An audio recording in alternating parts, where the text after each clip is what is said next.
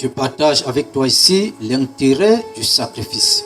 Donc, chaque chose que nous faisons avec Dieu, chaque demande que nous faisons à Dieu, ou alors chaque bénédiction que Dieu veut nous donner, voire même des prières que nous faisons et que nous adressons à Dieu. Alors, chaque chose a besoin d'un sacrifice. Cela veut dire que si Dieu veut me bénir, il y a un sacrifice qui est devant. Et derrière, il y a la bénédiction. Soit le sacrifice est derrière la bénédiction, soit le sacrifice est devant la bénédiction. Il n'y a rien qui se déplace, qui se rehausse ou qui s'attribue ou alors qui se manifeste avec un certain honneur et qu'il n'y a pas de sacrifice. Donc, si je fais une demande à Dieu et que ça ne marche pas, je dois regarder le côté du sacrifice.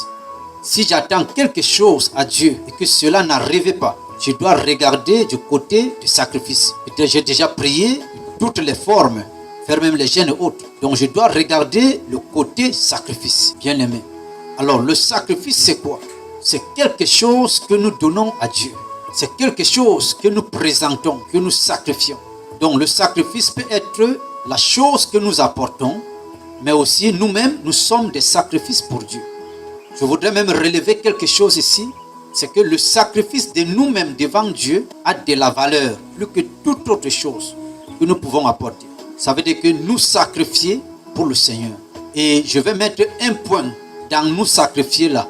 Le point là, c'est sacrifier ce qui est cher pour le Seigneur.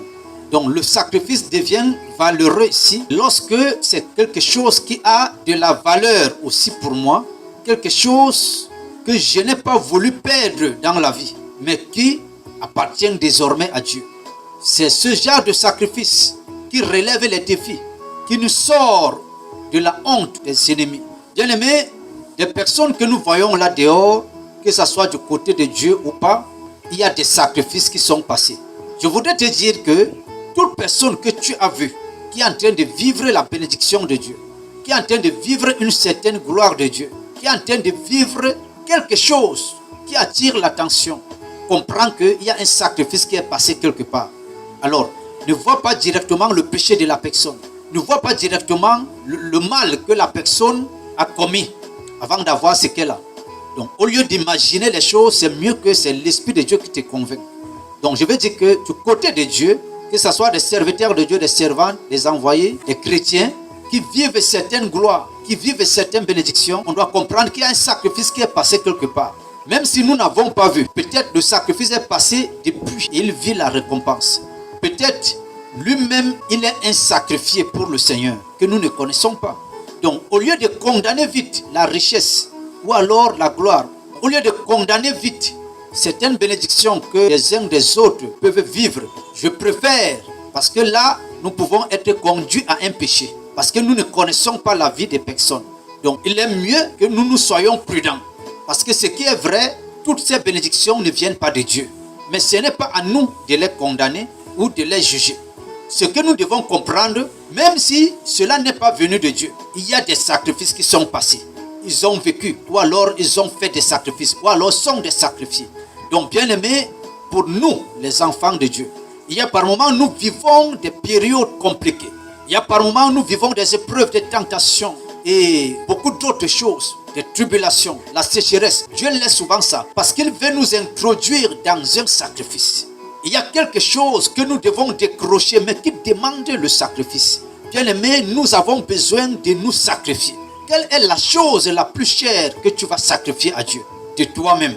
Oui, nous sommes prêts à donner de l'argent, donner même nos maisons, donner beaucoup de choses à Dieu. Mais il y a des choses qui nous sont trop chères dans la vie.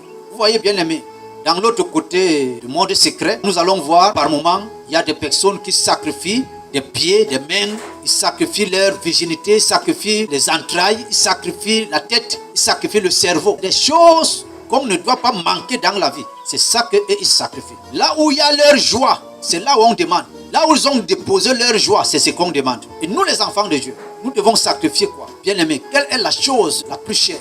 Qu'est-ce qui te donne la joie? Que quand tu vois ça, tu as la joie. C'est ça que Dieu a besoin. Quand tu vois ça, tu ressens ton bonheur. C'est ça que Dieu veut. Et c'est ça le sacrifice qui paye. C'est ce sacrifice que le Seigneur attend de nous tous afin de faire les grands exploits avec nous. dans les sacrifices, ou le sacrifice que nous devons faire, peut-être on peut sacrifier notre cœur à Dieu, peut-être on peut sacrifier notre temps à Dieu, peut-être on peut sacrifier notre famille, ou notre femme, ou notre mari à Dieu.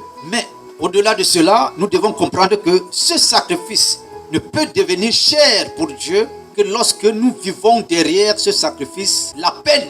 Ça veut dire que ce qu'on vient de sacrifier laisse un vide qui nous fait mal, un vide qui nous écrase, un vide qui occupe notre pensée. Mais quand nous pensons que c'est un sacrifice que nous avons fait à l'Éternel, nous sommes restaurés. Nous sommes dans la joie parce qu'il y a derrière le sacrifice une récompense qui est au-delà de ce que nous avons sacrifié, qui est au-delà de ce que nous vivons. Donc bien aimé, je t'encourage à faire des sacrifices, et un sacrifice qui va te coûter cher.